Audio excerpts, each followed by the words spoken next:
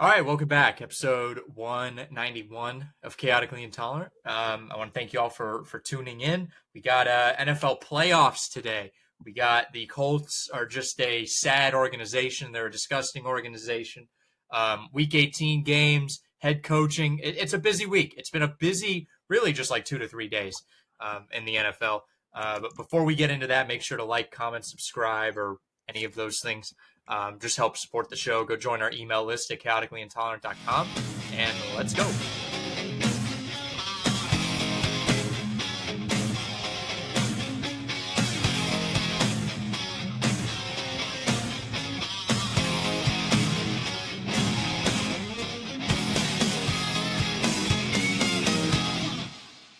All right, Mike.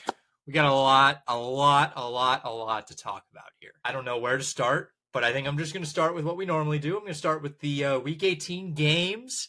It was this was a back and forth week. I go back and forth on if this was a good week or not, because obviously how you have been very vocal about this, and I agree with you. These stupid division games at the end of the year, half of them mean absolutely nothing. There's absolute no meaning behind them. Um, but let's start with your Ravens. They just pummel the Browns. There was absolutely no life in Cleveland. And the Ravens, they win the division. There you go. But I mean, you can't be that excited about a division championship, right? Like at this point, there's so much pressure on Baltimore.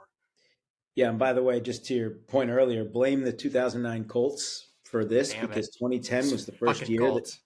they didn't go for the perfection. The NFL couldn't sell the 16-0 T-shirts. It's really tragic. They didn't think this through. They figured you'd have a few win and in games. Great. We've had some that are good, some that are not. But you could still schedule, 10 division games, nine, whatever, and not waste some of these matchups. I mean, last year we had a Ravens Steelers game at the end with Tyler Huntley starting. We were in danger of maybe this, Lions Vikings game. We had it on the schedule. If one game goes differently, maybe this game doesn't mean anything instead of being a hyped up game. You had a Chiefs Broncos game that was just tragic. So that's a shame because they played a great game earlier with the blocked field goal. So I hate it. It's just one of the many things that have gone by the wayside over the last decade and a half in the NFL. And so I'm grateful that I'm old enough to remember those days, whereas this is the only thing you've known pretty much. But anyway. If Saints Lions ended up not mattering, the next best game we would have gotten was I'm sorry, Vikings Lions. That didn't matter. The next best thing we would have gotten was Saints Bucks. So the NFL got really lucky. They got They always do. really lucky. They always do. And they always will get one game. They're the only league that their season wasn't truly affected by the pandemic. If you think about it, they got a full 16 games in. They did, Yeah.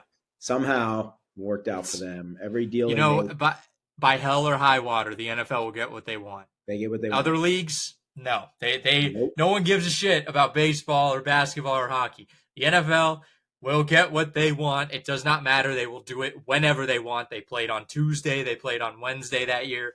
They will do whatever the fuck they want. Yeah, the Colts just stay ruining lives. They ruined my life. They have ruined my life. I'm now convinced they are they just do it on purpose. Um, but Yeah.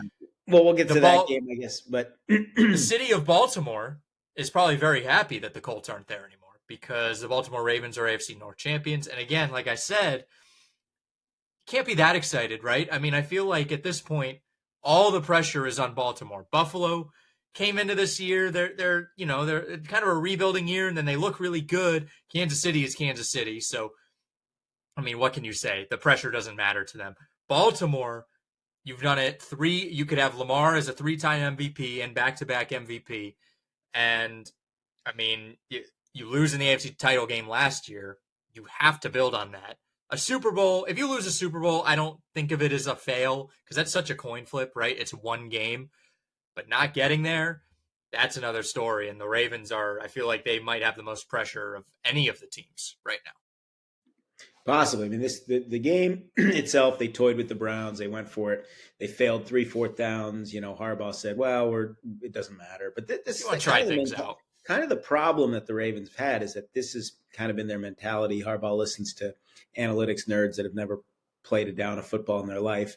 Obviously they steamrolled the team that they should have. They still committed 10 penalties for 83 yards. They still left points on the field. My takeaway after watching Carson Wentz yesterday was that the Browns got Bailey Zappi. The Chiefs maybe should have kept Bailey Zappi and not Carson Wentz because he just looks, he's awful. I thought maybe, anyway, we'll get to that game. For the Ravens, they did what they had to do. They finished the season strong with 4 straight wins after kind of an uninspiring 8-5 start. I still don't know how much they trust Justin Tucker because they're going for it almost every 4th down, and they didn't even attempt a field goal in this game. Tucker kicked 5 extra points, so I don't know. I think the key for the Ravens, that they're probably going to have to play 2 games on the road to get to the Super Bowl, unless Denver can take out Buffalo. And can they do that? Do they have the defense to do it? Can they rely on Derrick Henry enough? Look, Lamar only completed half of his passes. There were times when things looked kind of out of sync. There were times when it looked like the Ravens were just overpowering a bad team. Personally, I hope Lamar doesn't win MVP because it's led to him failing in the playoffs twice. I think it's a curse considering only one quarterback 2 years ago is the only quarterback this century to win MVP and a Super Bowl. There's probably a reason for that. Maybe the team, because they give him the award because the team around him is not as good. I don't know. Good win. Obviously puts the Ravens in a position where they get another home game, another division home game. They did what they had to do. There's nothing, I didn't come away from this. There's nothing that would have happened probably unless they win like 52-0 and gave up, 60 yards of total offense. And even then, I'm sure we'd be nitpicking. Bengals Steelers, RIP to the Bengals. It's over. Carson Wentz was not your friend. Not at all. He was not anyone's friend on Sunday. The Bengals, you waste an MVP year. MVP caliber year from Joe Burrow. If you want to talk about baseline stats, whatever you want to talk about, how many attempts he had, the guy was still putting that team on his back with Jamar and T. Higgins, and they had no defense and they wasted it. And Pittsburgh, man, this is just the Mike. I guess this is just Mike. This is the same story. They're horrible in December. I don't know exactly what the stat is, but their records in the last 5-6 years have been horrible in December. And I'm starting to equate them just a little bit to the Indianapolis Colts and the quarterback situation and their struggles since Big Ben, because we've kind of seen mediocre quarterback play with really good rosters, and they're cycling through these quarterbacks. Reminds me just a little bit of the Colts, just a little bit. Yeah. Hello, 99 Lions. There have only been 2 other teams and to do it, and the last one of the Lions lose 4 straight and still get into the postseason. So Steelers have done that. Hello, 2008 Bucks, who were 9-3, finished 9-7, but they didn't make the playoffs. Stat of the game. We should do this like for every game now. It should be a new thing. Stat of the game. When I think of the Pittsburgh Steelers historically, I think about running the ball and I think about time of possession. 38-22 even minutes. Time of possession, Bengals. Under 200 yards for the Steelers. Neither team averaged 4.5 yards a play. Bengals 4.4, Steelers 3.3 yards per play in terms of efficiency, moving the ball. The Steelers cannot move the football. Russell Wilson is back to his Bronco days of just last year. It was an ugly game. Burrow was completing a ton of passes. He's 37 for 46, 277, but it hurt not having Chase Brown, but they have Jamar Chase. It was a great finish for the Bengals. There were 2 teams going in opposite directions, right? Bengals won their last 4. Steelers lost their last 4. The perception is if the Bengals had gotten into the playoffs with 1 less win in their record, we'd have said, oh my God, they're dangerous. They're 9-18. Steelers are 10-7, once 10-3, and they're the biggest laughingstock of the postseason picture right now. And no postseason wins in 8 years. So it was the game, I don't want to say it didn't mean anything for Pittsburgh. They could have won and played Houston. That actually would have been a win to play Houston instead of Baltimore. I thought that was going to be the ticket for them ending their 8-year playoff drought. Don't think so now.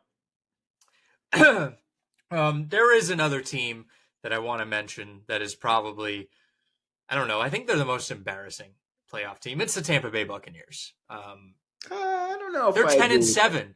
This is a 10 and 7 football team. That's a 3 Well, seed. I'll Or did they argue. move up I'll to the 3 I'll, seed? I'll argue on Or the that. Rams, one or the other. They don't have a better record than any of the wild card teams. That's embarrassing to me. That's really embarrassing. Well, the Bucks. First of all, the Bucks had to play a few games without Mike Evans and Chris Godwin. Second of all, the Bucks can claim wins over Detroit, Philadelphia, Washington, and the Chargers this year. So they have been able to at least say, Right. "Hey, we can beat some good teams." I'll concede. They I'll took the concede. Chiefs to overtime without Mike Evans and Chris Godwin. The thing with the Bucks, the other thing is, look, they're an experienced playoff team now, and this is 5 straight years in the playoffs, 4 straight years as the division champ. They lost 2 games early in the year to Atlanta. That was kind of like, it probably shouldn't have happened, right? But division games are weird, right? They had that one game where Cousins threw for like 1,200 yards game on that Thursday night. So, they're playing better, and you called it. I wasn't agreeing with you that the yesterday's game was like, it's weird to say a division clinching game is a trap game, but that's actually what it was for the Bucks. But anyway, I know we're talking Bengals Steelers, so I don't know if we're wrapped up on this, but the Steelers, We're wrapped up bad on football that. team, bad football team that at least the last few weeks going into the postseason, no confidence being inspired.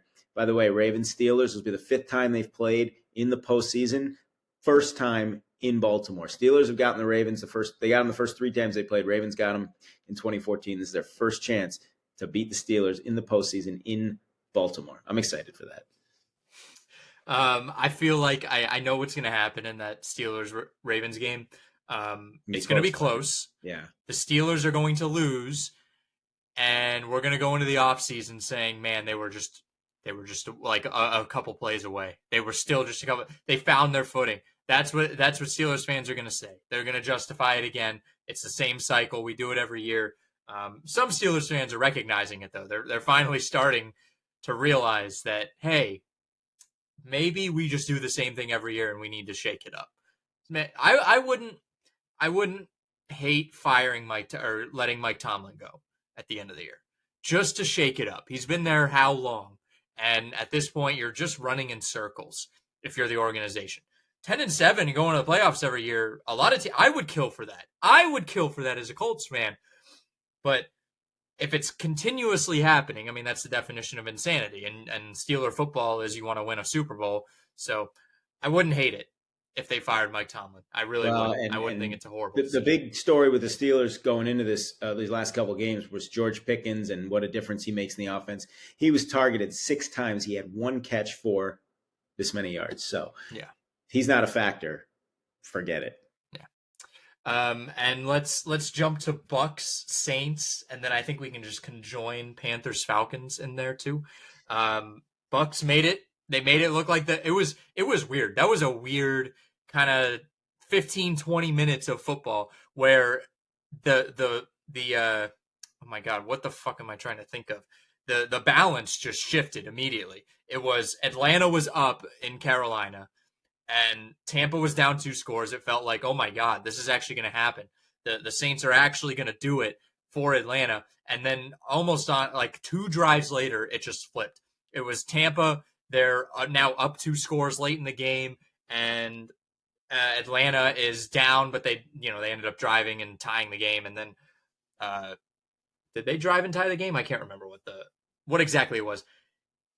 Weird. It was a weird stretch of 15-20 minutes of football. Stat of the game here, Baker Mayfield carried it 9 times for 68 yards. You forget his legs can be a factor too. I loved the Mike Evans thing at the end. I loved that the Saints, if they wanted, they could have put 6 guys on him. They could have had a pick 6. They really could have. I mean, they could have said, this isn't even a normal play. We're going to literally not even have linemen line up. We're just going to have 11 guys stand near Mike Evans. But you know what? Classy move. It was inconsequential for the game. It was wrapped up. I love that they did that. Good for Evans. I think if it was just money on the line, I wouldn't have liked it. That's bad optics. But when you had actual history on the line and a chance for I think for an 11-year vet, either way, I think I would have liked that. Even if it was just money, I could have accepted it. If it's like a rookie or a guy who's been in the league a couple of years. Yeah. I mean, and Evans was hurt. So like he obviously lost that's true. The ability to get it. But the So significance was really just being able to yeah. tie Jerry Rice Mhm. in history. And I know they play 17 games now, but the first 6 years of this stretch or 7 years of the stretch, they didn't. And Evans obviously didn't play 17 games this year because of injury. Yeah. So incredibly, incredibly impressive for a future Hall of Famer. But yeah, the Bucks. I mean, they stuck to running it, but they got a lot of those runs came from Mayfield. And I know we maybe disagree on the Bucks, but I think that Bucks play the Eagles really well. 33-16 win over them this year. 32-9 win over them in the wild card round last year. They beat them 31-15 in Jalen Hurts' first playoff game, and that was Tom Brady's final playoff win. Yeah. So those two teams could match up in the division round as the 2 and the 3 seeds. Very interesting to think about. The Bucks have been able to take down these good teams this year. I just get really disappointed seeing that the Bucks and the Rams are going to host playoff games. Yeah. It's really just it's frustrating. There's no reason for that to happen. Like, you win your division, that should just be an automatic bid. You won an easy division, cool. You should be punished for having a worse record than a wild card team. You should have to go on the road. Yeah, who plays in a better division? Exactly.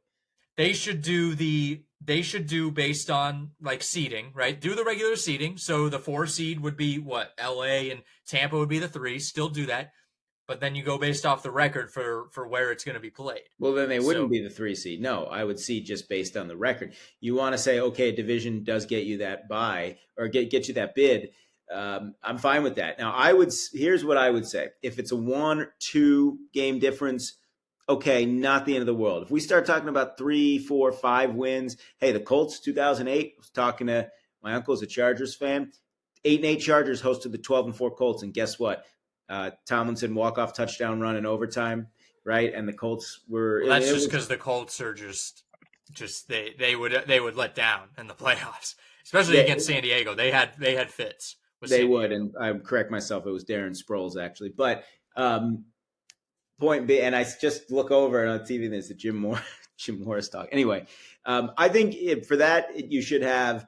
There should be a rule, maybe if it's 3 or more wins of difference, or the division didn't have a certain number of winning teams, or let's say maybe it's a 3-win difference. So look at the Vikings and the Rams. We got a 4-win difference there, but the Rams did beat the Vikings in the regular season. So if we were talking quote unquote tiebreaker or whatever, we could say, all right, well, you know what? But the Rams beat the Vikings. They were only 10-7, and the Vikings are 14-3.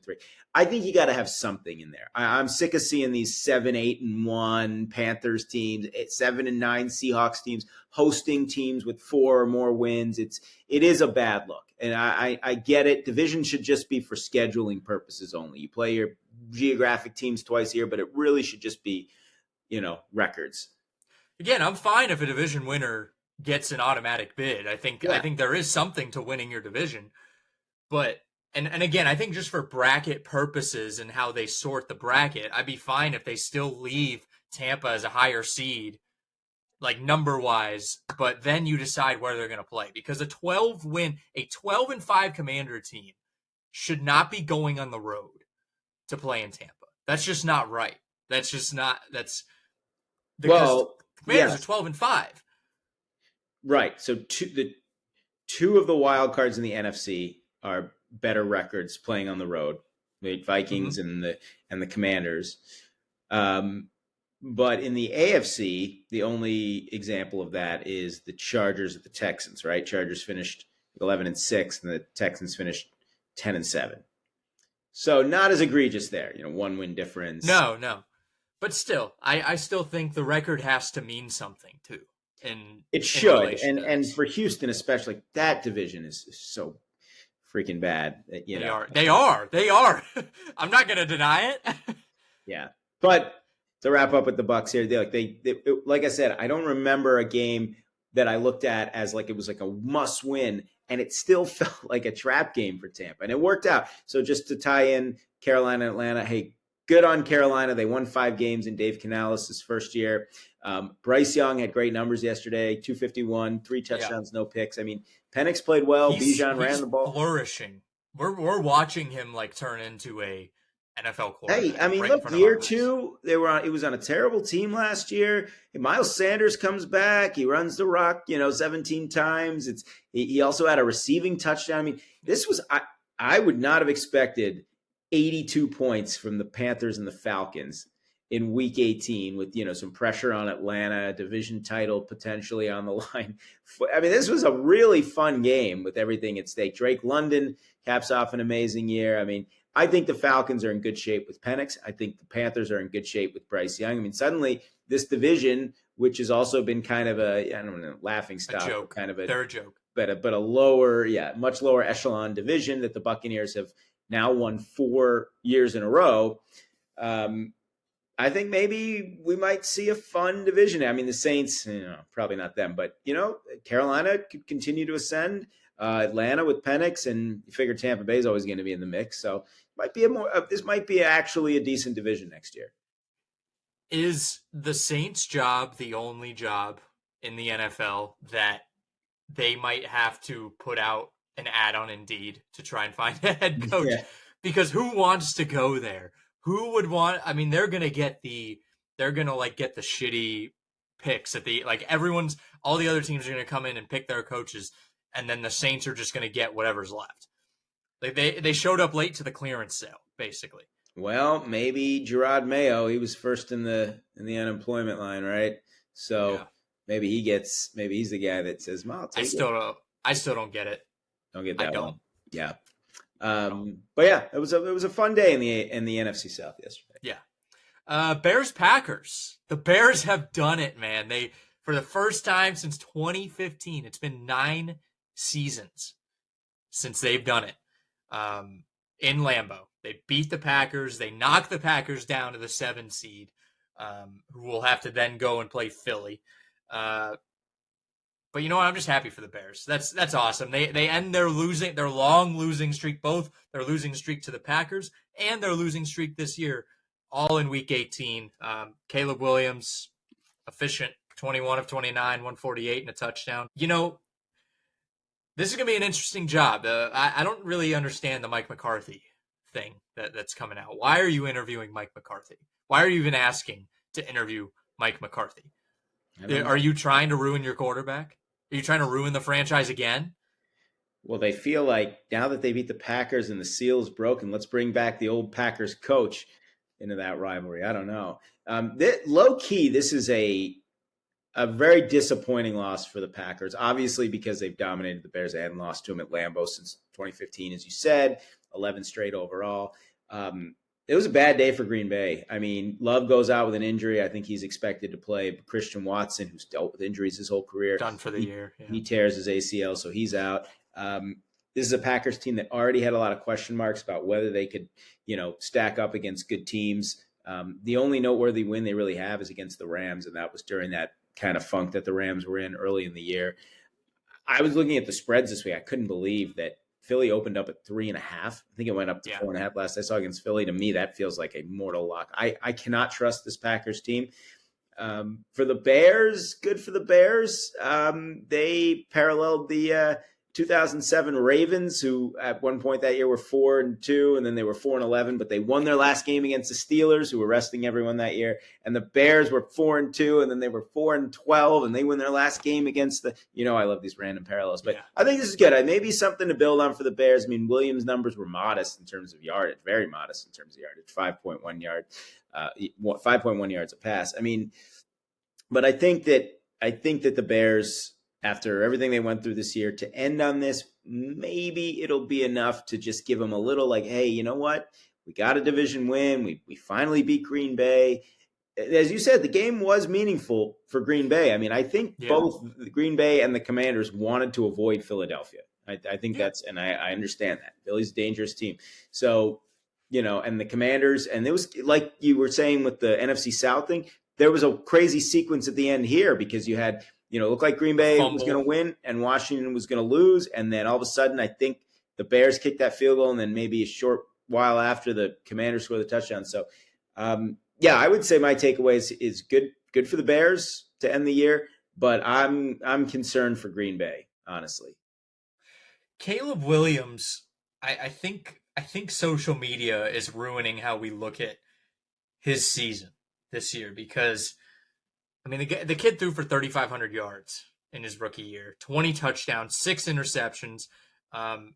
87.8 rating. I mean, listen, like that's a rookie. That he's a rookie. That's good for. Am I crazy to say that's good for a rookie? I mean, the kid, he had no offensive line to protect him. He couldn't do any, and he still did that.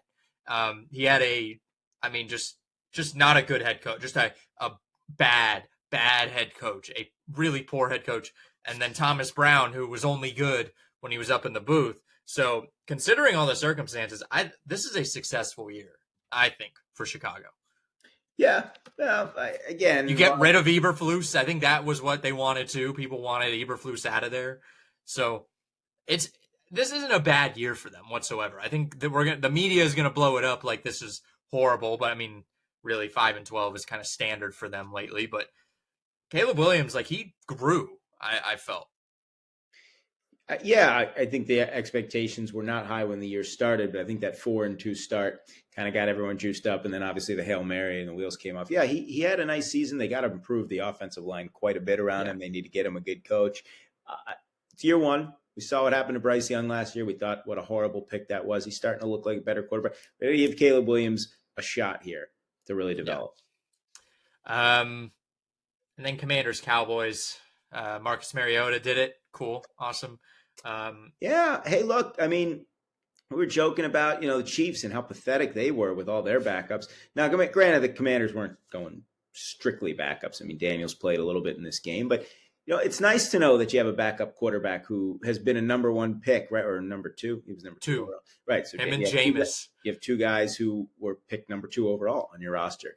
And it was nice to see Zach Ertz get back in the end zone. I thought this was a really good win for the Commanders. They did it without having to push their starters the whole way, but they accomplished what they set out to accomplish in this game, which was win and get the number 6 seed. And so they go to play the Bucs team that they haven't seen since, they saw in week 1. I mean, Trey Lance played okay. I was like, oh, Trey Lance, really? I mean, why not? I guess Jerry Jones didn't want to pay Cooper Rush's bonus.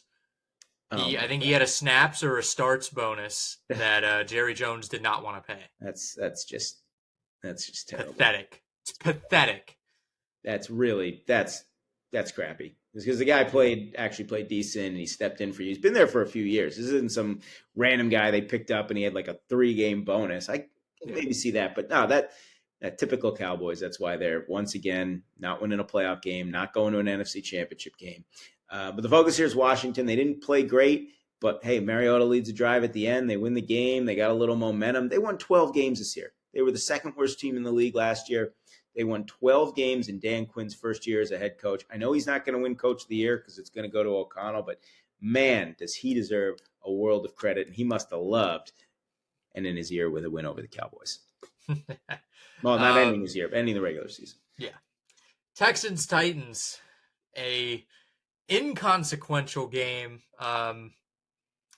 Texans, I don't know, they put CJ Stroud in for like a drive or two, and they looked pretty good, and then it was over after that. Not inconsequential at all. Tennessee secures the number 1 pick. Oh, of course. Draft. I can't forget about that. Yeah. I felt like this was actually a very important game for Houston for a couple of reasons. One, they lost to Tennessee earlier this year.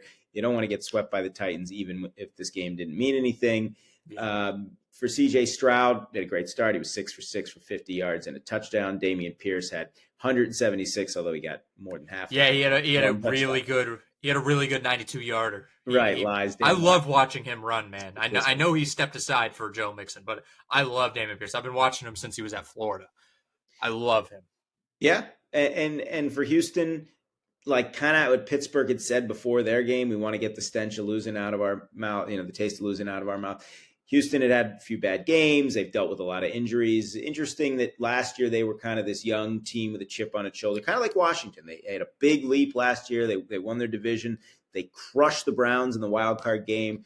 They went to Baltimore with some confidence. Obviously didn't go well for them. But this year, it was all the expectations, and it feels like they won 10 games last year. They won 10 games this year, but the perception is just so much different about this Texans team now, and that happens. Young team. Well, they didn't take a step forward. They didn't move forward. You expect them to build on that last year. It kind of reminds me back in the day, the Seahawks had situation like that with Mike Holmgren, and then there were big expectations. They really took a step back the next year, and then everyone kind of forgot. And then they had this great year, went to the Super Bowl. I'm not saying Texans are going to the Super Bowl next year, but they've got look. They won as many games as they did last year. They won their division. They're going to be at home. They got to win. They kind of got some of that grossness out of their brains with the blowout against the Ravens, the loss to the Chiefs. I mean, remember they also played 3 games in 11 days, like a bunch of, but the 3 other teams did. So yeah, it wasn't the prettiest game. Mostly the backups, but hey, they won the game. Good for Tennessee. They get the number 1 pick. Something comes out of it. Good for both teams, and now Houston gets to see if they can at least win another home playoff game in the wild card round. A truly inconsequential game up next, staying in the AFC South. The Indianapolis Colts, to my hatred, defeat the Jacksonville Jaguars in overtime. They were trying to win this. The funny part, the sad part, is that the Colts are actually trying to win this football game. And they couldn't do it until overtime. They needed overtime to beat the Jaguars. They gave up, I think the Jaguars, that's like the second most points they've scored all year. And the Colts are the other one where they've scored like 37 in Jacksonville. This Colts team is sad. Jim Irsay announced he's not going to fire Chris Ballard or Shane Steichen. Mm-hmm. It's because he's a lazy bastard. I'm going to say it. I'll say it right now. He's a lazy bastard. He doesn't want to have to find a new GM. He doesn't want to have to find or help the GM find a new head coach because Chris Ballard's a yes man. That's all he is. He's just going to play into his delusions. He's going to play into Irsay's delusions. Look at what happened in Detroit when the owner when the daughter took over. They blossomed. They turn into what they are now. Jim, let your daughter take over, dude. The guy is. Did you see they wheeled him out of the stadium on an assisted chair or something? It wasn't like a wheelchair. It was like he was like kind of standing. Really weird chair. I don't want to see this. No. He's 65 years old. The guy can't walk. Wow. Which is sad. That's very sad. Like he was a power lifter back in the day. He hung out with the Colts back in the day. But you know what? His father would be disgraced with how this organization is being run. The original owner from Baltimore would be disgraced with how this team is being run. The definition of insanity, I said it earlier, and I'm going to say it again. The definition of insanity is doing the exact same thing and expecting different results. My plan now, here's my plan for how I'm going to fix this. You hire Robert Saleh as your new defensive coordinator because they didn't even fire Gus Bradley. They let his contract expire because they're too afraid to fire someone. But you hire Robert Saleh. Shane Steichen inevitably is not good. He's just not a good play caller. We've seen it before. We've seen it in the past. We'll see it again. He just abandons the run with Jonathan Taylor like in the middle of the game for no reason. Halfway through the year, you fire Shane and you install Robert Saleh as your head coach. You probably hopefully maybe go on a run. Maybe you don't. Maybe your defense improves. I don't know. But you just stick with Saleh for at least another year.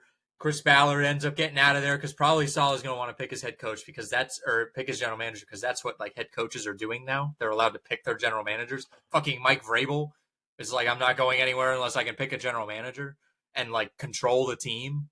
When did that happen? When did that switch? Did Belichick? Is this Bill Belichick's fault? I feel like it's kind of Bill Belichick's fault. But this Colts team is inept. I was talking with a friend of mine about it. He was making fun of me, and I was like, "Continue. I like to hear that. This is all true. They are a disgrace of an organization. They're lazy. They don't care. There's no accountability in that building. I'm so beyond disgusted with this team. I'm boycotting Colts games. I will not go to a Colts game until some major change happens. I will watch. Of course I'll watch. I can't not watch. But I will not attend a Colts game. I don't even know if I'll buy like merch. I might just like thrift merch, anything I can find that's used, because I just don't want to give money to Jim Irsay anymore. Either sell it or turn it over to your daughter. I'm disgusted.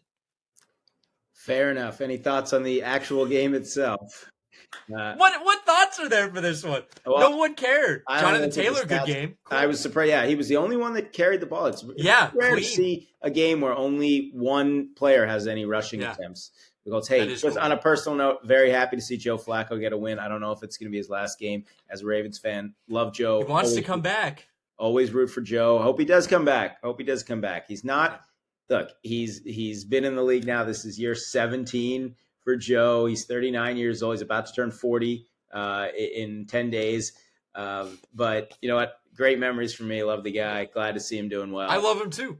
So, I'm sad he got this. This could be probably not. I hope he goes somewhere and succeeds. Somewhere else, because this team is not doing it. I'm sad we had to do this to him. I would take him over Josh Johnson as Lamar's backup, perhaps for one more year. But hey, if it is his last game, hell of a career, Joe, and a great way to go out with an overtime win. Is there the thought that maybe we could get Joe on the Ravens for the playoff run? I would like that. You put him on there, even if it's his third quarterback. I mean, I would trust him over the guy that's been on every team in the league, Josh Johnson. So that's true. The Jaguars fired Doug Peterson too. Very unsurprising. But they're not going to tear it down, which I don't think it's time to tear it down. Is it? It's not time to tear it down, right? Like you still have the pieces there. Yeah, they have young players. I think I like Doug. I think he's a good football coach. I think he needs a change of scenery. Jacksonville as an organization has been a mess. So I don't know if you can totally put it all on him. He is a Super Bowl winning head coach. He's a smart coach, but clearly the team regressed quite a bit the last 2 years, as did Trevor Lawrence. And in fairness to Doug, playing with Mac Jones these last few games. He didn't play terrible, but you're not going to get a lot offensively. And a great rookie year for Brian Thomas. I'll give it to Jacksonville. I mean, they had life. Like this is a game you come in and you could just lie down and die. But there was like real life in that team. Like they were trying to win that game. And obviously they didn't have the number one pick in play at this point in the season. This game really meant nothing. And they came out and they tried their hardest. And I think that's a little bit of that looks good on Doug Peterson. I don't think he lost the locker room as much as he probably could have. So I think that looks good for him. That could get him. I mean, okay, maybe I'm being a little hyperbolic. That could help encourage teams to maybe have another look at him as a head coach. Yeah, I mean, I think his last game in Philly, it was a bad look when he pulled Jalen Hurts and he put Nate Sudfeld in. I understand that. I don't think he lost the locker room. Again, I'll reiterate, great year for Brian Thomas, who had 200-plus yard games in the season series against the Colts. He had 3 of his last 4 games. He's not going to win Rookie of the Year, but he had an outstanding rookie year. Jags have a true number 1 receiver next year. Finally, Bills Patriots, the New England Patriots, play their way out of the number 1 pick, and I think that was just Gerard Mayo's big middle finger to the Crafts. He probably saw the writing on the wall. I don't really understand it. The irony is, what if losing the game, what if winning the game is what got him fired? Had he lost, it would have kept him. Doubt it. I mean, Drake May, I think I see this as an encouraging year for the Patriots. Drake May looked better as the season went on. I mean, they were in some games that they probably shouldn't have been in. It's just not a great team, and maybe he had more control over the roster over the past few years than we were led to believe. Maybe that's why. But the guy had a year, and it's really hard to follow up. It's trying to follow up Nick Saban at Alabama. It's impossible. It's impossible to do unless you go and win a Super Bowl or a national championship. And this wasn't a roster that was going to do that. So I'm still puzzled. I don't really get it, but maybe they're just doing it for Mike Vrabel. They just want Vrabel. Yeah, interesting. Milton didn't know he was starting until after kickoff. So May threw a pass, got sacked, and then Joe Milton, hey, he played great. Maybe he's trade bait. I love Joe Milton. Yeah. He can throw an orange 110 yards in the air. Yeah. Boutte had a big day receiving. I mean, for the Pats. What? It's Boutte. Boutte. Apparently that's his. I just wanted to say Boutte. Oh. Josh Allen keeps his starting streak alive, although he's not in the stat sheet. We got to see some Trubisky, some Mike White. Not a horrible performance by the Bills, but hey, I told you this, one of my favorite stats. The streak stays alive with the Bills and Chiefs losing 23 years now that we've had realignment, only 6 division games a team. We've still never had a year in which 3 or more teams finish 6-0 in their division. Now, part of it is this stupid Week 18 thing. I'm pretty sure the Bills would have beat the Patriots. Maybe or maybe not the Chiefs beat the Broncos. The Lions end up as the only team this year to go 6-0 in the division. Nobody went 6-0 in the division last year. It's hard to do. So again, a little asterisk because we know every team doesn't play its 6th division game until week 18. But anyway, not much else to say on this game. Yeah, for me, the Bills are ready to go now in the wild card round where Josh Allen is 4-0 as a starter. Chiefs Broncos. I think we discussed this a little bit, but awful. I'm upset because I had some preseason prop bets that went down the drain with this one. I'm not going to get into them, but the Chiefs, I don't know how much like losing a meaningless week 17 game or week 18 game really affects a team. I've always felt like it kind of can be a sign. I mean, the Chiefs are not a team where if you said they're going to start all their backups, I would have still expected them to be like, because, you think of the Chiefs, you think about depth and you think about Andy Reid and coaching. You think Carson Wentz he's been, he's had some good, at least one really good season in his career. But for this game to turn out the way it did, because remember last year, the Chiefs played a meaningless Week 18 game. Again, it was Easton Stick and the Chargers. They did win, and they had a game in 2020 where they lost by 17 at home to the Chargers at the end. But this was so bad, I couldn't believe that this was an Andy Reid coached team. 29-5 in first downs, 479 to 98 in total yardage, almost 42 minutes to 18 in time of possession. The Chiefs averaged 3 yards a play. They did not have a single rushing first down. I mean, so anyway, that was my spiel on the Chiefs. I don't think it's going to affect anything. I was just shocked to see how pathetic they were with those guys down. You would have thought maybe this would have been a game where Denver had a lot of pressure. Maybe they kind of hang around for a bit. But man, did Denver light up the stat sheet. And hey, you got to feel like, look, Bo Nix is a rookie. I get it. But hard to read too much into this game. But Buffalo has all the pressure on it next week. I don't think Denver's going in there and winning. I don't think. But I would never rule it out. Sean Payton, he's getting, and again, I mean, that's look, if that is the last game that Bo Nix wins this year, 26 for 29, 321, 4 touchdowns, 7 carries, 47 yards. I just want to point out this too. Denver's defense led the league in sacks this year. So when you start thinking about, pressuring the quarterback, what can, pass defense these days, more paramount than ever. And Denver set, a franchise record with 63 sacks. That's 9 more sacks than the next closest team, the Ravens, with 54. So Denver brings a defense to the equation. I know this was an awful performance by the Chiefs, but let's give Denver's defense at least some credit here. They've been really good all year, and you bring a defense into the playoffs. I mean, you never know. I don't think there's anything to read into this, honestly. Yeah, I think it's just the Chiefs were awful, but to get shut out like that, I mean, that's it's ugly. But you know what? Everyone gets a couple weeks off. This was a Denver team that has had chances to clinch a playoff spot in the last 2 weeks, and they couldn't do it. And remind me if I'm wrong, both of them were close? Yeah, I'm trying to think who they faced 2 weeks ago. I know the Bengals. Chargers. Right. They had Thursday Night Football. They lost on Thursday Night Football. That's right. They had an 11-point lead, 14-point lead maybe in that game, and didn't. I think this was. I'm going to make a gross reference, but I think this was just seeing your long distance girlfriend after a year.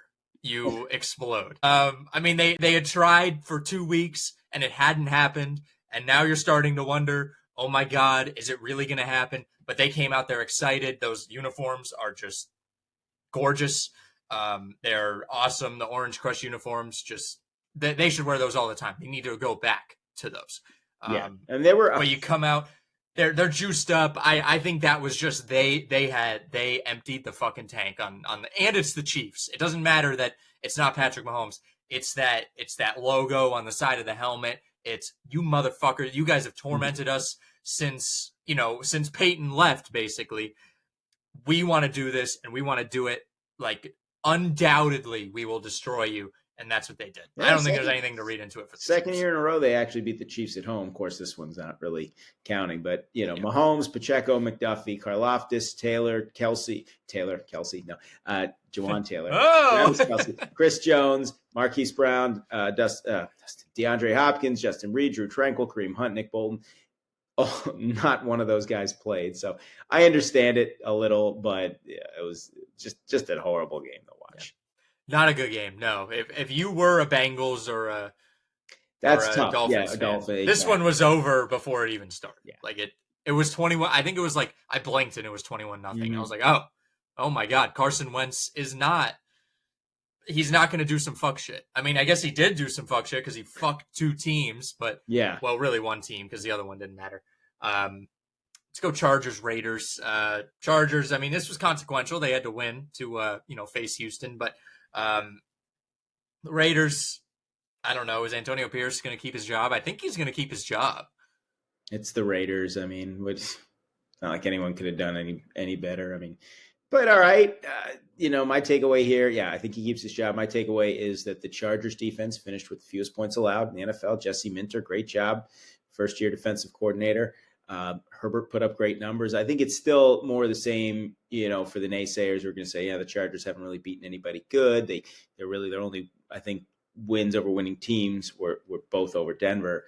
But they get Houston. That's a game I think that they're going to win. But, I mean, look, again, like I said with Denver, both of those teams go into the postseason with a pretty darn good defense. In fact, both of those teams actually, I mean, this is skewed by the 38-0 game, but both those teams end up giving up fewer points for the year than the Chiefs. And we think of the Chiefs as having a really good defense. So Chargers, going in with some old Mo, as they say. And again, like I said with Brian Thomas, what a year for Brock Bowers, man. Oh my God. I don't even know if they intended or thought they were going to pick him, but I'm glad that they did. And with the quarterback situation, I mean, can you imagine him having an average quarterback? Right. Like a perfectly, I don't know, I can't even say Kirk Cousins right now. Aaron Rodgers, who's like perfectly average, right, for this year.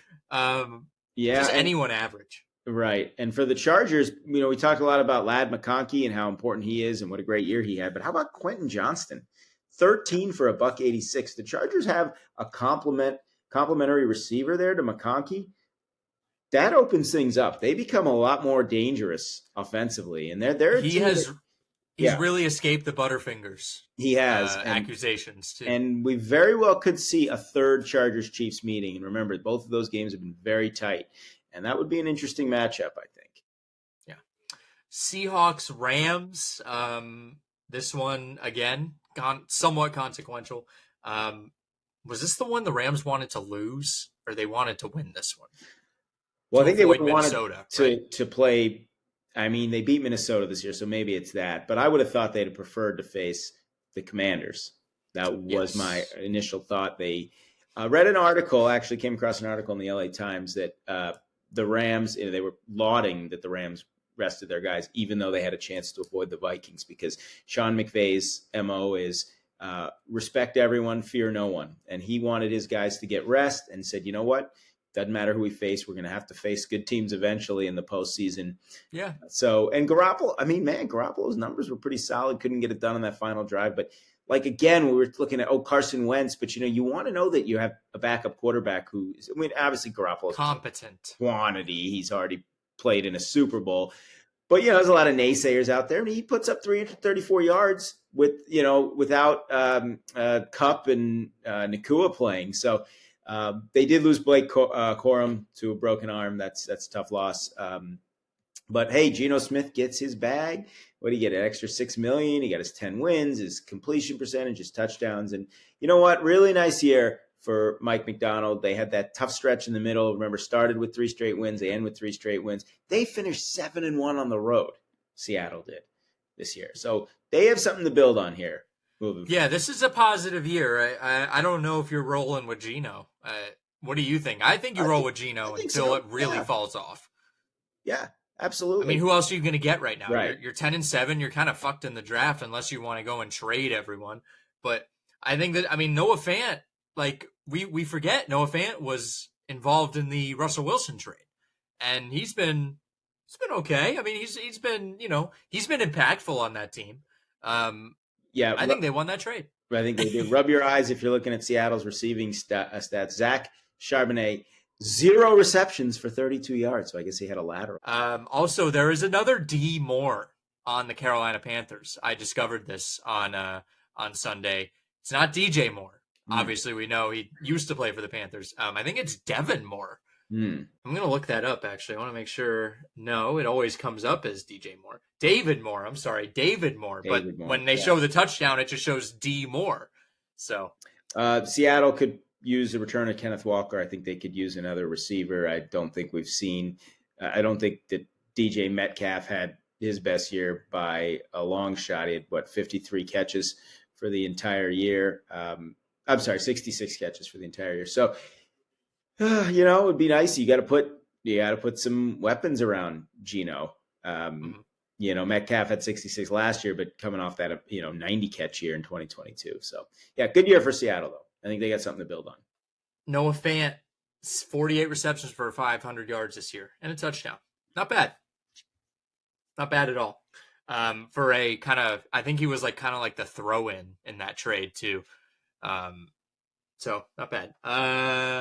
Dolphins, Jets, Aaron Rodgers goes out with a bang. 4 touchdowns. He walked with Devontae Adams through the tunnel again. I think like he did last time in Green Bay. It's just, it's hilarious. And the Dolphins have a good defense. That's what they expected. The Jets expected from them. They just got it 17 weeks too late. Yeah. My one pick I got wrong was my prop bet, and I actually, my initial reaction was that Devontae Adams was going to have a touchdown, so I should have stuck with that. But it's almost feels like a middle finger from Aaron Rodgers. Like, hey guys, I can do this. By the way, I mean I'm going to wait till we're 4-12, but and boy, what a perfectly average team the Dolphins. Of course, there's no 8-8 teams anymore, which sucks. But 8-9, and now Tyreek Hill wants out. I mean, I don't know where the Dolphins go from here. I mean, I don't know. They just cannot get out of this rut of mediocrity. My entire lifetime, almost, or at least watching football, because since Dan Marino, they have just been wonderfully average over the years. Yeah, that's the best way to describe that franchise. And I guess Mike McDaniel said that Tyreek is emotional right now, so don't take anything that he says too seriously. We'll see. Somebody had a YouTube comment or something. My friend read to me that he said something about I'm opening the door or something, and somebody wrote, "You can't even roll down a window. How are you gonna open a door?" I heard someone say he's got too many kids in Miami. I have heard a few. If you guys want to come, you can come with me, but I'm going somewhere else. Yeah, I'm not going too deep into it. I'll just say that Tyreek Hill's he's not at the top of the list of guys you are going to feel sympathetic for. Yeah, just leave it at that. That's fair. 49ers, Cardinals. This might have been the least consequential. Is this the least consequential game of the week? Unless you're Josh Dobbs or Patrick Taylor. Besides Colts, Jaguars. Audition, they put up Dobbs. You forget Dobbs came in and played well for the Vikings last year. Remember, he had a couple games where Spaceman. He came in, and again, what is with these teams? Aaron Rodgers, Kyler Murray throws 4 touchdowns in a going away game. It's like, what is it when the pressure's off or something, or you just don't care anymore? You just play. I'm not saying he doesn't care, but I'm just like, it's just the optics of it. It's like all of a sudden he puts up a great game. I know the 49ers just same thing. They won 6 games after their 2019 Super Bowl appearance. They won 6 games after their 2023 Super Bowl appearance. I think they'll bounce back. They'll get obviously some of their stars back. I'm just not really sure where Arizona goes from here. I don't know. They're still rolling with Murray, and we'll see if Marvin Harrison becomes more of a factor. He did get in the end zone yesterday, but I don't think this was what were they last year? 5-12. I mean, they improved. It was Jonathan Gannon's first year. I think we're getting a little. I don't know. I think the media overall is getting a little ahead of themselves when it comes to the Cardinals. Like they improved record wise. They were in the driver's seat in the NFC West at one point. This is Jonathan Gannon's second year as a head coach. I think this is I think you try it next year. If next year doesn't work, then you fire him. Then you probably wipe your hands clean of everything. I think you But give every coach, you should in general, not maybe Gerard Mayo, but 3 years, you give him a chance, right? But the thing is, the window is open in the sense that this division is like the Rams are good, but they're not. I don't know if they're primed to just become a dynasty, right? The Niners are going to no, bounce back. This was a year, though, it felt like Arizona needed to potentially capitalize, right? The Niners were down. Seattle was good, but not great. Rams, maybe really good, but I think still, it's right. They improved, but it still feels like a little bit of a downer to me because they started out well. They did finish 6-3 at home. yeah, I would if I'm a Cardinals fan, I think I'm coming out of this probably like, okay, this is something we can build on. I would be excited for next year. Basically, I would be excited for the next season. Yeah, and the Niners, I mean, it was just not a good year. Everything went wrong, injuries, um, all of it. Even I think they like lost a lot of close games too. Mm-hmm. All right, Vikings Lions, really shitty game, honestly. Just Currently re-airing on NFL Network. Kevin O'Connell, was the moment too big? I think that was I think he got a little.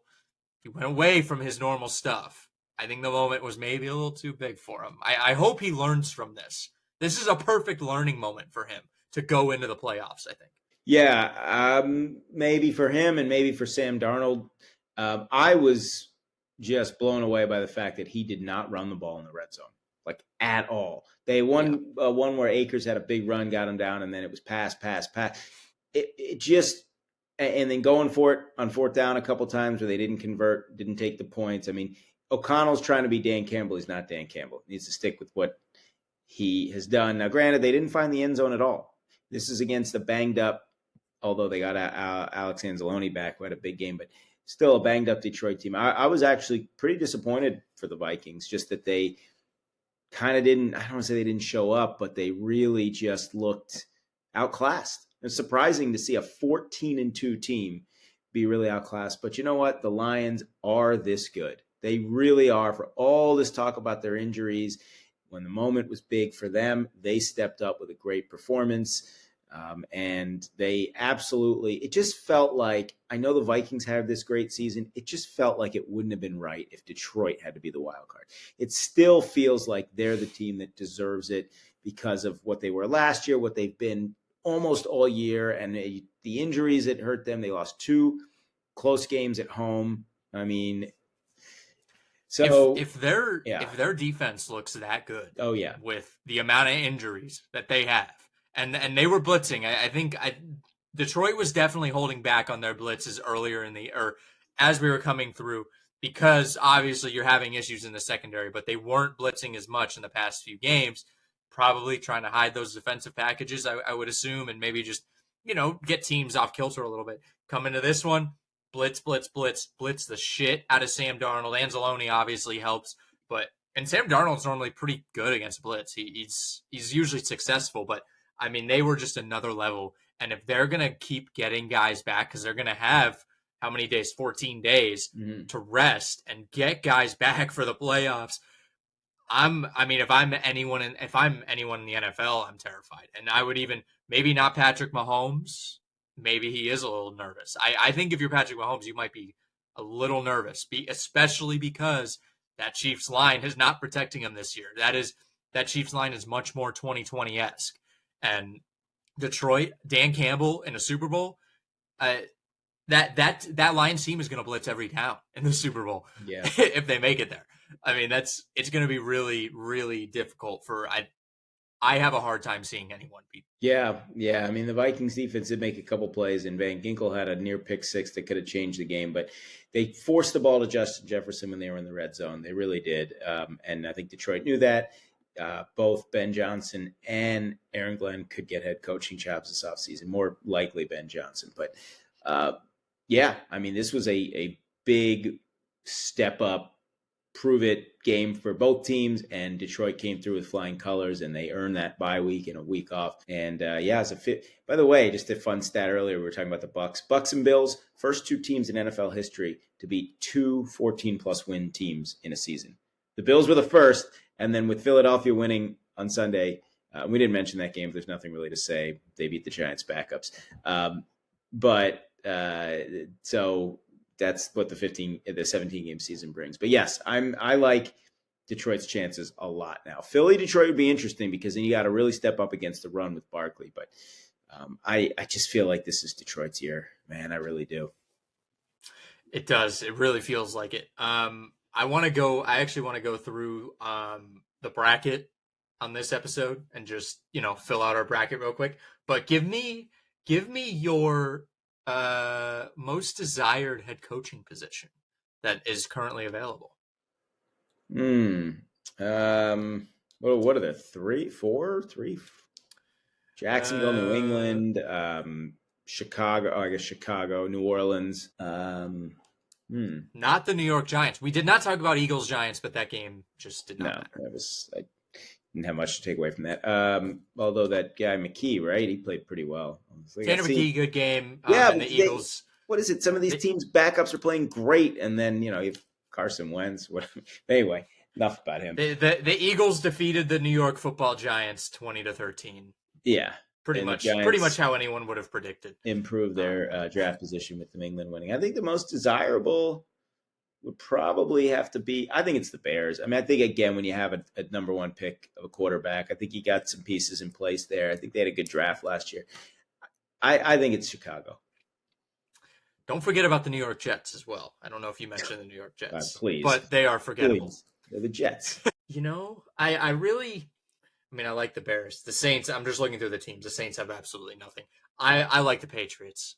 I really do. Maybe the only reason I'd be against it is because you have to deal with Robert Kraft. But, I mean, you have Drake May sitting right there. He had a great year. And it's kind of under the radar. So the pressure is not as high as going into Chicago. You don't have the immediate pressure to win, I think, if you go to New England versus Chicago. All you're hoping for is more wins. You're hoping for a 7-10, 8-9 season next year. Just show improvement. I mean, if you're Chicago, I feel like Bears fans are expecting a 10-win season next year with a new head coach. Maybe. I would much rather take New England, I think. And you get that history of winning, too, I guess, attached to your name. Cowboys could open up, too. Cowboys, but I wouldn't really want that. That sounds like it sucks. The Chiefs might fire Andy Reid if they don't three-peat. So, yeah, that's true. All right, let's fill out our bracket. I'm going to have you go first. Chiefs 1 seed, Texans Chargers. I'm going with the Chargers. I think Houston they got their win last year in that round.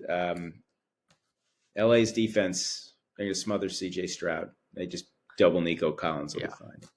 Yeah, I'm gonna roll with the Chargers too. That I love how that 3:30 slot is just it is the AFC South. The AFC South owns that Saturday at 3:30. Every Texans playoff game, I think, the wild card in the last 10 years has been Saturday. You might be right. Yeah, I can just name they had two against the Bengals, I think, in the first two, and then I know they had one against Buffalo.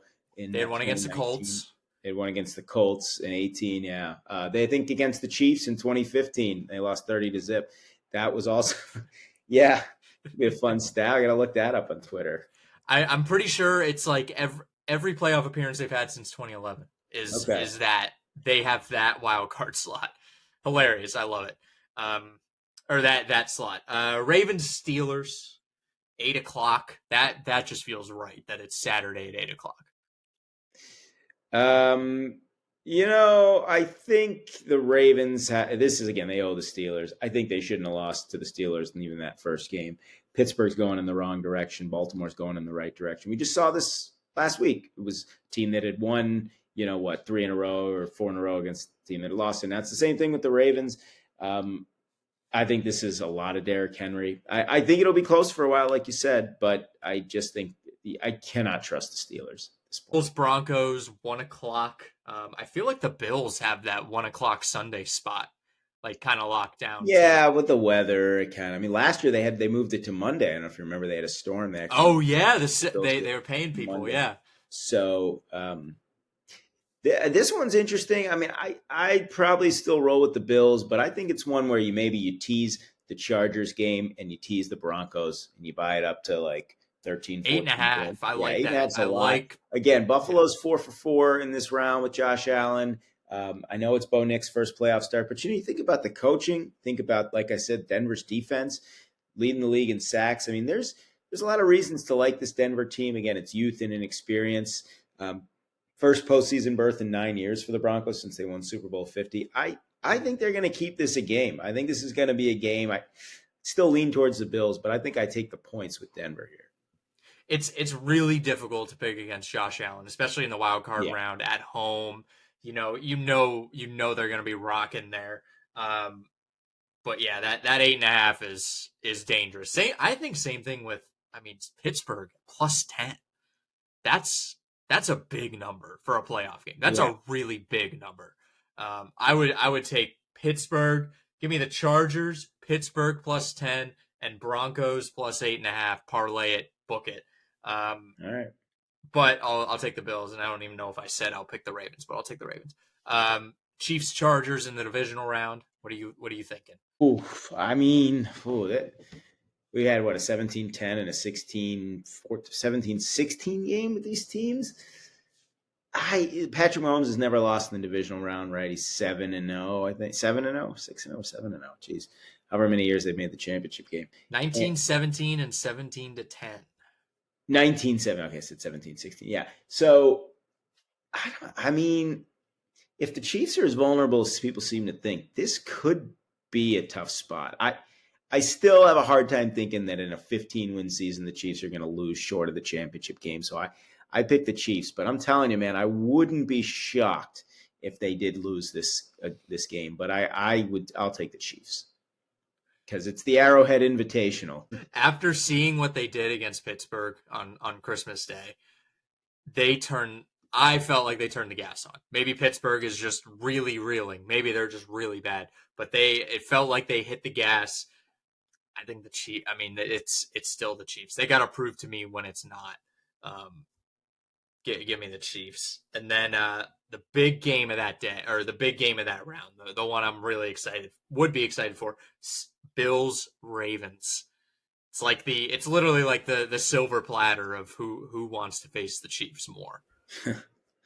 Who wants the revenge, right? Who wants more revenge? It's so tough for me to pick because the Ravens beat the Bills 35-10 in Week 4. Yeah. That would be in Buffalo, though. It would be in Buffalo where they lost in 2020, and that was it. There were actually a few fans in the stands that were making a lot of noise. The Ravens lost 17-3. Taron Johnson had a 101-yard pick six in that game? I remember that. Saturday night game. Yeah, it was a weird, it was the pandemic year. But the Ravens, boy, I like what I see from them. I want to believe that they can do it, that they can go on the road and really make a run. But Buffalo is also so talented. And they did lose in that round last year. I feel like it's like the question is, what do people want to see more? Do they face the Chiefs? They want to see the Bills face the Chiefs more or the Ravens? Because we get a rematch. It's Buffalo. I feel like they want to see Buffalo. So that's why I'm going to take the Ravens. The Bills have been unexpected all year. They've done things that we haven't expected them to do all year. They have been going again. They were supposed to be in a rebuild, and they're the 2 seed still. And especially after they just get their butts kicked by the Ravens in Baltimore, I think this is a perfect revenge spot. I think you're gonna see the Bills just ready to play. I think there's gonna be a lot of emotion in that Ravens Steelers game. I really do. It's AFC North. You always have that. I think they might come out a little flat to start, and a comeback. It'll be a little too late for the comeback. I think we're gonna get Chiefs Bills again, which is just. It almost makes me sad. Like, I kind of like that in the divisional round more because then you get the variety in the AFC title game. Like, you could get something different, but I gotta go Chiefs Bills, and then Chiefs Bills in Kansas City, AFC title game. What do you got here? This one's wow. Ooh, give me the Bills. Oh wait, wait a minute. Oh, I took the Ravens. I thought you were saying if it's Chiefs. Sorry. Oh no. Go. Yeah, I had the Ravens. I'm screw it. Something's different this year. I'm going to take the Ravens.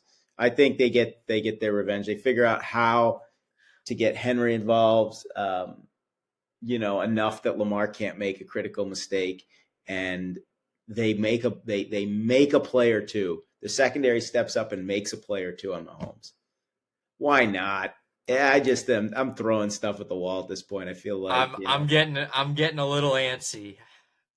Man, I really want to take the Bills here. I feel like, but I feel like this is what the Bills do to their fans. They make you yeah. believe that there's no possible way, right? Like it feels like there's no possible way, and then they do it anyways. They fucking lose. This is the fun thing about March Madness too. It's so hard to pick all of it and invade. You really like the good bettors, and so they get a great sense week to week. But man, forecasting this stuff, you can go through every scenario in your head. But yeah, so you're rolling with the Bills. Oh, we don't know what the hell we're talking about, but we're just doing our best. I mean, watch the Chiefs will rub it in everyone's face. They'll three-peat. Look, we know there's a good chance it could happen, but we also trust the eye test that Baltimore and Buffalo are not going to be pushovers.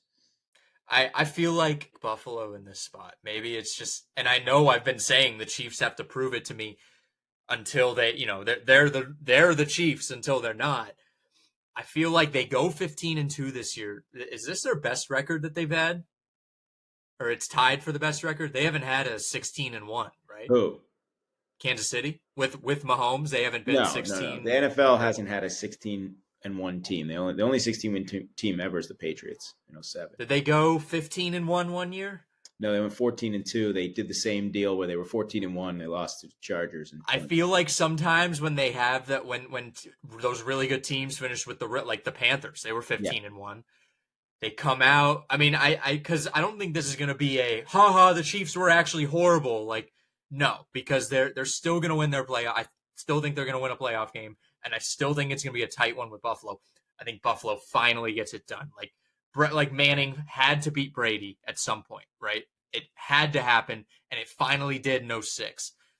I think this is that 06. Yeah. The Chiefs are just so good. This is their best record, their best regular season record they've had. I think this is where they lose it.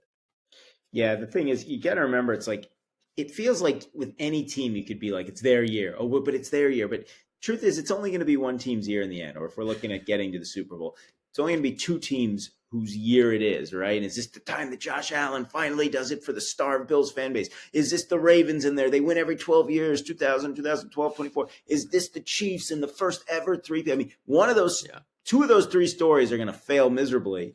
Not miserably, but they're going to fail, and then one is going to happen. So, and I'm going Ravens just to mix it up a little bit. Yeah, Kansas City's never had a 15-win season, right? So right, I think this is that perfect spot to Well, every team, every 15+ win team going back to the first two, I think. So the Chiefs are the 8th team to win 15 more games. The last 5, 15 Panthers, 11 Packers. 07 Patriots, 04 Steelers, 98 Vikings. None of them won the Super Bowl. All of them got at least to the conference championship game, except for the 2011 Packers. Aaron Rodgers, they lost to the Giants. So there's something about that number, 15 or even 16, that has not been super prime. The 84 Niners and 85 Bears won the Super Bowl, 15-1. But since then, there's another team, another 15-win team. Did I miss somebody? No. The Detroit, the 2024 Detroit Lions. Yeah. Well, I know. I was just looking. No, I know what you're doing. The history, but that doesn't bode well for a. Of course, those franchise. Are all one-loss teams. These are 2-loss. So to me, it's like that's true. I look at what was that additional game, that stupid extra 17th interconference game. Take it off, and then that's what the record would be. So both of these teams would be actually the Lions would be 15-1 because the Bills was their 17th game. Interesting. They lost to the Bills. I mean, they all count on Chiefs. Chiefs was against the Niners, so they won that. They'd have been 14-2. But really, that one loss yesterday was, Again, like you said, it could have an effect on their psyche. Good. But the Lions, I mean, a franchise that has been defined by sadness and horribleness, wouldn't it just be? It would just be disgusting if they they did this. But let's go. We'll probably go through a little quicker through the NFC. Rams, Vikings. That's at 8:00 on Monday Night Football. Vikings, Rams. I'm going with the Rams. I don't know why. I think the Vikings just got outed. I don't like the Monday Night playoff games. Hate it. but the NFL doesn't care what we think or what the Yeah, players that's true. think. So That's true. so the Lions divisional round game will be dependent on the outcome of the other games, right? And that's why. So the Vikings Rams winner has to play on Sunday. So if they're playing the Lions, then that game will be Sunday. If they're not, Lions will play Saturday. That's how that will work, I think. Although the NFL also doesn't care about putting two NFC teams on the same day, although they should. It should be one AFC NFC, one AFC NFC. But again, they've done away with tradition. I like the Rams. I think the Rams beat the Vikings already. Interesting. That was also coming off of a loss to the Lions, so the Vikings could lose to the Lions then Rams, and then do it again, lose to the Lions and Rams. Just I don't know. There's something sneaky about the Rams. I don't know what it is. They're just one of those teams. They're very similar. These two teams. They're kind of these teams that are maybe they don't feel like they're that good, but they don't go away. The Rams bring a lot of pressure defensively. You know, they've got a really good interior line. They've been playing great defense of late. You know, take away yesterday's game, but they've been giving up single digits to, or low teens to Arizona, and of course it's to Arizona, the Jets, and the Niners. But they've been playing good defense.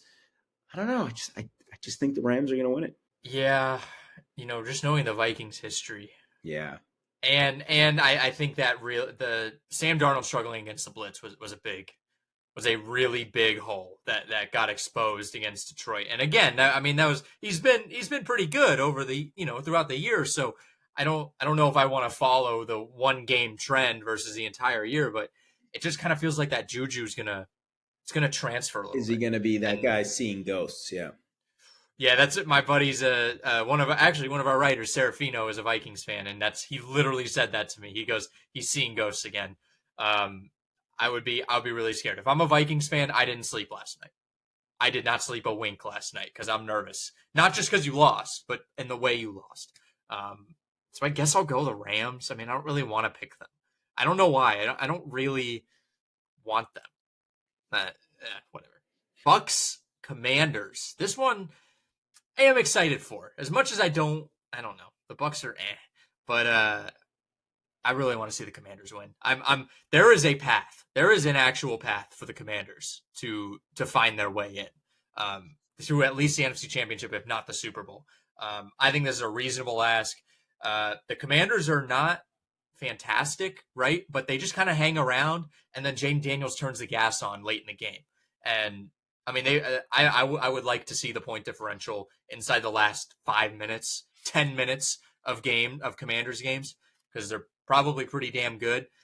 And the Bucks just kind of came out flat against the Saints, or they didn't come out very good against the Saints. And I like the Commanders. I really like them here, and especially them beating Dallas. I think that was important to not get swept, even with Marcus Mariota in there. It's still important to not get swept, and I think that's good for their psyche. Yeah, I mean, it's hard to argue with that. I do feel like Jaden Daniels' first ever game was against the Bucks. He had the butterflies. His first playoff game is going to be against the Bucks. He may have the butterflies. The Commanders have some issues. They have some issues with their offensive line. They do commit a lot of penalties. Getting Marshawn Lattimore back will be huge if they're gonna have any shot. He's very good against Mike Evans. Very good against Mike Evans. Obviously, a lot of familiarity playing in the same division. A lot of fighting. What's that? A lot of fighting. Yeah. but the Bucks do, and I talked about this. The experience factor, I think, does make a difference in a game that's pretty close on paper. I think this is going to be a really tight football game, and I do think Jaden Daniels is the better quarterback, not by that much. But again, I don't know. I just worry about Washington's ability to protect Daniels consistently. Like, this is why I said this was more like the Bucks. It was a trap game, even though they had to win it. It kind of felt like, they're coming off this big blowout of Carolina. They know they're going to probably have a playoff game. They know they're probably not going to lose to the Saints. They kind of let down.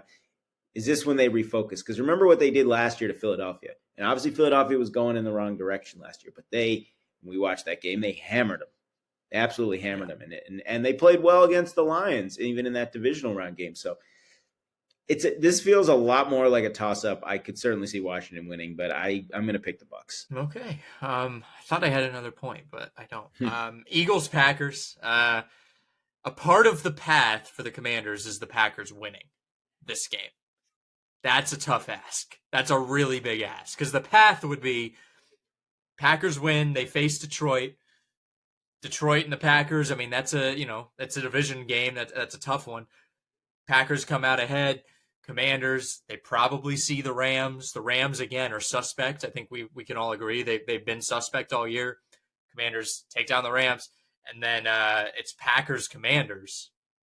Commanders at home in that game in the NFC Championship game. It would be 7 versus 6, and who knows what's going to happen then. So could see the Commanders going to the Super Bowl, but I don't really see the Packers winning this game. I'm going to be honest. It's going to be probably at least an uncomfortable Jordan Love and an Eagles team that really wants to prove themselves after what happened last year. They're going to come out hungry. They're going to come out I think they're going to ravage the Packers. I think this is going to be a dominating performance. I do too. I've just not been sold at all on this Packers team. Losing to the Bears just only made that worse. Questions about Love's elbow. No Christian Watson. The only time I can remember these teams meeting somewhat recently, 2010, Aaron Rodgers beats Michael Vick in Philly, and that kicked off the Packers Super Bowl run. But little payback here. And Jalen Hurts, look, after how horrible they were last year in the wild card round, that game I mentioned against the Bucs, they're at home. Barkley's rested. I say he has a pretty darn big game, and the Eagles win this game comfortably. I don't know if it's going to be huge, but they did play. I mean, they played in week 1 in Brazil in that horrible field, and it was 34-29. Love that. Was last year's Eagles. Yeah. That was last year's Eagles. Yeah. Hold on, let me think here. So what would be all right, so we have the Eagles, you're going Commanders, I'm going Bucks. We both went Rams, right? So you Lions, Rams. Yeah. So Lions, Rams, boy, these teams have played 24-23 in the playoffs last year, 26-20. I'm sick of the matchup. I almost wanted Stafford, to pick the Vikings. Goff, that whole thing. Come on, hey, it's got to be the Lions here. I'm going Lions. Yeah. Mine would be Lions, Commanders. There's no path. The path is over. It's done. I think there might be like a little bit of fight in the beginning of the game. This could be one of those where the Commanders take like an early lead, and it's like, oh my God, what the hell is gonna, what's happening? The Lions are collapsing, and then they wake up, and then Dan Campbell, I don't know, bite someone's kneecap off in the locker room, or and at the end of the first quarter, and they wake up and they go. And then I think mine would be Eagles, Rams. I mean, the Rams are just, again, they're suspect. I especially don't trust Matt Stafford and the Rams at the Link in Philly. I would not trust them there. Yours would be Eagles, Bucks. Well, Bucks have had the Eagles number. They beat them by 17 earlier this year, but I'd have a hard time picking the Bucks on the road in that spot. I'd have to go Eagles. Yeah. And then we both come down to Lions, Eagles. Lions, baby. Which two of the best. I mean, they're two of the. I feel like they're two of the runaway best teams right now. Like, yeah. I think that's a pretty chalk pick, but it's fair. Yeah. And I go with the Lions too. I mean, they feel like the best team out there. So I have Bills, Lions. Oh my God, I don't even know if I want to pick that. Maybe we'll leave that maybe we'll leave it on a cliffhanger. Or I'll just bleep out our picks for the games. This is the cursed bowl. I mean, this is literally the cursed bowl. Bills, Lions. I think this is maybe where some holes get shown, and I'm going to be very vague until I give my pick. I think some holes get shown here a little bit, in a certain team, and I think the Detroit Lions are Super Bowl champions, for the first time. Both teams actually would be the first time if either of them won. So congratulations to the first-time Super Bowl champion Detroit Lions in Alex's bracket. Congratulations. Awesome. And your Chiefs Lions. I'm Ravens Lions. Ravens Lions. I'm sorry, Ravens Lions. Love the whole every 12 years thing, but I think this might be the one the Ravens. The Ravens are one of only two franchises with the Bucs to be 2-0 in Super Bowls, but I'd have to go with the Lions. Yeah, I agree with that matchup. With Ravens Lions, I definitely agree with the Lions there. I think they're too powerful. I mean, Derrick Henry might have a big impact on it, but I just think that second. I think the rest of the defense, they'll carry the load. Basically, they'll give up Derrick Henry, but they won't give up anything else. How's Zay Flowers, by the way? What's going on with him? Day to day. Day to day. All right. Well, that was a long one. Yeah. I think they'll be shorter as the playoffs, the teams shrink. Yeah. But if you listen this long, thank you for listening. Make sure to like, comment, subscribe, and we will see you next week.